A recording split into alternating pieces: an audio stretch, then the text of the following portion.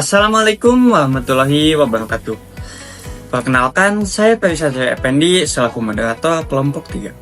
Sebelumnya, saya ucapkan terima kasih kepada Ibu Pipi Indah Bintari, SEMM, selaku pengampu mata kuliah Manajemen Koperasi dan UMKM. Terima kasih juga yang telah memberikan kesempatan kepada kami untuk mempresentasikan materi tentang perizinan, legalitas, dan aspek kelembagaan UMKM. Sebelum masuk ke materi, kita akan perkenalan terlebih dahulu.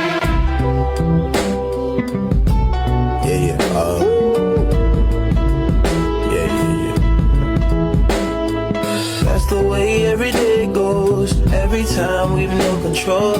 If the sky is black and white. Selanjutnya, kita akan memasuki materi pertama. UMKM atau usaha mikro kecil dan menengah merupakan salah satu sektor yang memiliki peran penting dalam perekonomian Indonesia, terutama dalam mendorong pertumbuhan ekonomi dan menciptakan lapangan pekerjaan. Namun, dalam pelaksanaannya masih banyak UMKM yang menjalankan usahanya secara informal, yaitu belum memiliki legalitas dan administrasi yang tertib. Kondisi ini membuat UMKM rentan terhadap ketidakpastian hukum, kesulitan mengakses pembiayaan, serta terbatas dalam memperluas kerjasama usaha dengan pihak lain. Untuk mengatasi hal tersebut, pemerintah melakukan penyederhanaan dan reformasi perizinan melalui kebijakan seperti Peraturan Pemerintah Nomor 5 Tahun 2021 dan Peraturan Pemerintah Nomor 7 Tahun 2021 agar proses perizinan UMKM menjadi lebih mudah dan cepat. Namun, nyatanya di lapangan masih terdapat hambatan seperti rendahnya literasi digital, keterbatasan sumber daya manusia, serta pengelolaan usaha yang belum bertata. Berdasarkan latar belakang tersebut, maka penting bagi kita untuk memahami legalitas UMKM dan manfaatnya bagi keberlangsungan usaha. Legalitas usaha merupakan hal yang sangat penting bagi UMKM karena menjadi dasar agar usaha dapat berjalan secara aman dan berkelanjutan. Legalitas juga menunjukkan bahwa UMKM diakui secara resmi sebagai subjek hukum dalam kegiatan ekonomi. Manfaat utama legalitas bagi UMKM antara lain sebagai fondasi bisnis untuk berkembang jangka panjang, memberikan perlindungan hukum apabila terjadi masalah usaha, serta meningkatkan kepercayaan konsumen dan mitra kerjasama. Selain itu, legalitas juga mempermudah UMKM untuk mengakses program pemberdayaan pemerintah seperti pelatihan, pendampingan, dan peluang pembiayaan. Dengan demikian, legalitas menjadi langkah awal agar UMKM dapat naik kelas dan dikelola lebih profesional. Selanjutnya, materi kedua akan disampaikan mengenai jenis dan proses perizinan UMKM. Saat ini, pemerintah melakukan transformasi besar dengan menyederhanakan perizinan usaha, guna mendorong UMKM agar lebih formal dan berdaya saing. Ada 6 jenis perizinan utama yang perlu kita pahami. Yang pertama, ada NPWP. Ini bukan sekedar nomor pajak, tetapi identitas wajib bagi setiap pelaku usaha untuk urusan administrasi dan laporan pajak. Prosesnya kini sangat mudah, bisa dilakukan secara online melalui situs Dirjen Pajak hanya dengan modal KTP. Yang kedua, ada NIB atau nomor induk berusaha. Bisa dibilang juga NIB adalah KTP bagi perusahaan. Menariknya, dengan memiliki NIB, melalui sistem OSS, usaha akan otomatis terdaftar dalam jaminan sosial, kesehatan, dan ketenagakerjaan. Selanjutnya ada SITU, Surat Izin Tempat Usaha, untuk memastikan lokasi usaha sesuai dengan zonasi daerah. Lalu ada IMB, Izin Mendirikan Bangunan. Ketika pelaku usaha melakukan renovasi atau pembangunan fisik tempat usaha, kedua izin ini sangat penting untuk menjamin kepastian hukum properti usaha di mata pemerintah daerah. Lalu, bagi pelaku usaha mikro dan kecil, pemerintah menyediakan UMK. Izin ini adalah kunci pembuka pintu bagi UMKM untuk mengakses berbagai fasilitas bantuan dan layanan perbankan secara sah. Terakhir, khusus untuk sektor kuliner, ada sertifikat halal. Sertifikat halal menjadi instrumen penting bukan hanya soal pemenuhan syarat. Sertifikat dari LPPOM MUI ini adalah strategi pemasaran yang efektif untuk meningkatkan kepercayaan konsumen dan memperluas jangkauan pasar secara global. Saat ini, kita telah berada di era Online Single Submission atau OSS. Ini adalah sistem terintegrasi nasional yang menjadi pintu tunggal bagi pelaku usaha untuk mengurus izin secara mandiri. Cukup dengan menginput data identitas, bidang usaha, dan lokasi. Sistem ini akan memangkas birokrasi yang dulu rumit menjadi jauh lebih transparan dan cepat. Namun, kita juga harus jujur pada realita di lapangan. Meskipun sistemnya sudah canggih, Transisi ke digital ini membawa tantangan tersendiri, seperti literasi digital yang masih beragam dan keterbatasan internet. Dan yang terakhir, perlu kita ingat bahwa legalitas usaha hanyalah langkah awal. Setelah izin di tangan, muncul tanggung jawab besar, yaitu administrasi usaha. Mengapa ini penting? Karena dengan pencatatan keuangan dan pengarsipan dokumen yang tertib, pelaku usaha tidak lagi mengelola usaha berdasarkan perasaan atau intuisi semata, melainkan berdasarkan data yang rasional. Ini ya, nama Abdul Hafiz sebagai selaku owner di Kumeli. Nama brandnya sendiri Kumeli Bomboloni. Jadi fokusnya di F&B, terutama khususnya donat sama roti. Untuk berdirinya sudah dari 2020. Awal legalitas itu dicoba apa? Yang di legalitasnya apa sampai yang paling akhir? Pertama NIB, NIB, terus Itu tahun berapa Kak, kalau boleh tahu? itu tahun 2021 atau 2022 gitu kalau nggak salah. 2021 2022.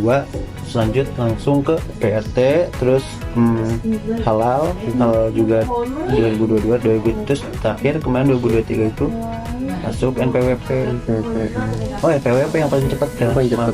Karena itu lewat Online ya? website online. Terus setelah kita daftar regis, itu langsung keluar nomor si NPWP-nya. Ya betul. Yang paling akhir tuh apa berarti Kak? Yang paling Yang akhir di legalitas tuh? kalau terbitnya paling akhir itu kemarin Di tahun Akhir berapa nama. tuh Kak? Kemarin itu baru keluarnya 2023an akhir. 2023. Setelah NPWP beres, ya pas Haki baru keluar. Padahal itu kan lebih dulu si daftarnya gitu, tapi terbitnya Berikutnya lama. akan dibahas dampak legalitas, kelembagaan, dan hambatan UMKM. Dalam praktiknya, lembaga keuangan menjadikan legalitas seperti nomor induk berusaha dan NPWP sebagai indikator utama untuk menilai kredibilitas dan kelayakan usaha. UMKM yang tidak memiliki legalitas seringkali mengalami penolakan pengajuan kredit karena dianggap memiliki resiko yang lebih tinggi. Sebaliknya nih, UMKM yang telah legal lebih mudah mengakses pembiayaan seperti kredit usaha, pembiayaan syariah, maupun bantuan pemerintah.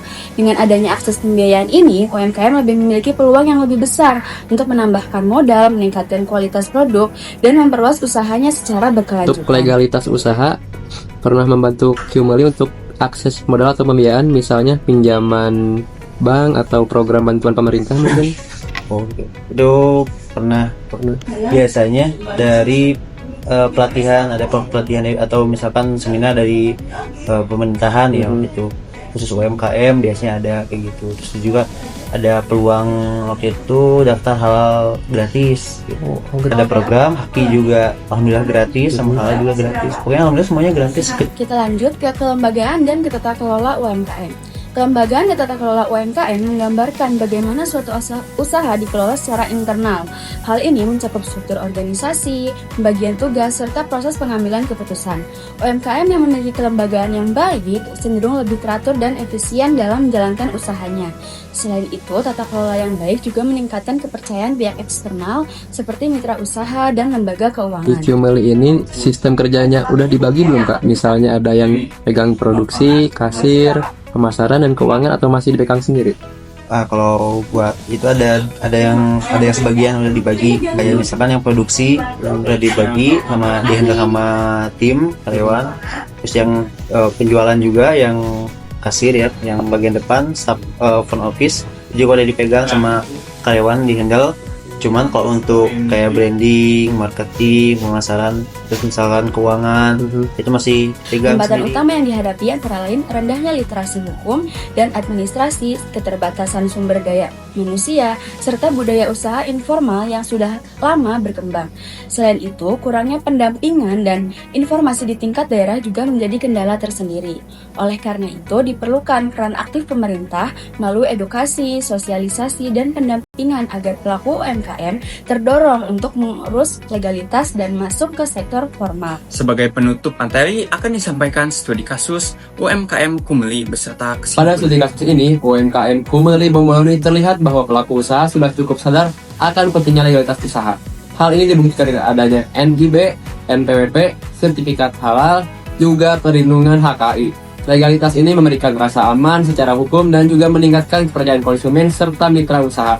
Namun di sisi lain, pengurusan legalitas ini juga masih menghadapi hambatan, terutama dalam birokrasi yang cukup kompleks, kendala sistem OSS, serta keterbatasan waktu dan literasi hukum pelaku UMKM.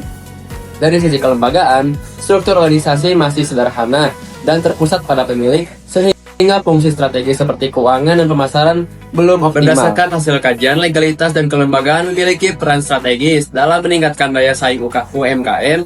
Implementasi kebijakan berbasis risiko melalui PP nomor 7 tahun 2021 secara konsep sudah mendukung kemudahan berusaha dan pemberdayaan UMKM. Namun dalam praktiknya, efektivitas kebijakan tersebut masih terkendala oleh literasi digital dan finansial pelaku UMKM, serta kompleksitasnya sistem administrasi, legalitas, memberikan perlindungan hukum, dan akses program pemerintah, tetapi belum sepenuhnya berdampak pada kemudahan pembiayaan secara langsung. Oleh karena itu, penguatan tata kelola, internal dan profesionalisasi organisasi menjadi kunci agar UMKM dapat naik kelas dan berkelanjutan. Selanjutnya, kami akan memasuki sesi tanya jawab dan sesi kuis sebagai penguatan pemahaman materi. Demikian rangkaian presentasi dari kelompok 3. Kami mengucapkan banyak terima kasih atas perhatiannya. Wassalamualaikum warahmatullahi wabarakatuh.